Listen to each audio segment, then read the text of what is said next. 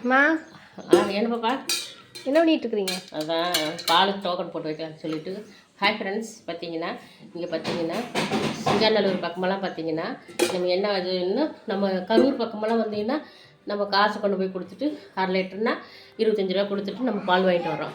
இங்கெல்லாம் வந்து மொத்தமாக வந்து ஒரு 1000 ரூபாய்க்கு டோக்கன் வாங்கி வச்சுக்கோங்க. அதை வந்து இது 1/2 லிட்டருக்கான டோக்கன். இது மாதிரி இந்த டோக்கனை வந்து தூக்கில் இந்த மாதிரி போட்டுருவாங்க. நம்ம கழுவிக்கலாம், ஏன்னா குழந்தைக்கு பால் வாங்குற சுத்தமாக இருக்கணுமில்ல. இப்போ அதனால ஆற்று தண்ணியில் கழுவிக்கலாம். அதே மாதிரி பசும்பால் வாங்கி வைக்கும்போது ஆற்று தண்ணியில் கழுவி வாங்கி பால் கொண்டாவை கழுவிக்க, இல்லைன்னா பால் பிரித்துடும்.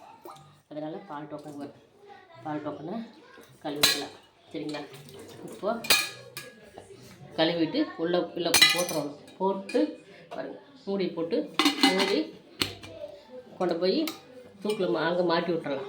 மாட்டி விட்டோம்னா பால்காரர் வரும். வந்து இந்த டோக்கன் எடுத்துகிட்டு 1/2 லிட்டர் பால் ஊற்றிட்டு அது போயிடுவார். நம்ம போய் எடுத்துகிட்டு வந்துடலாம்.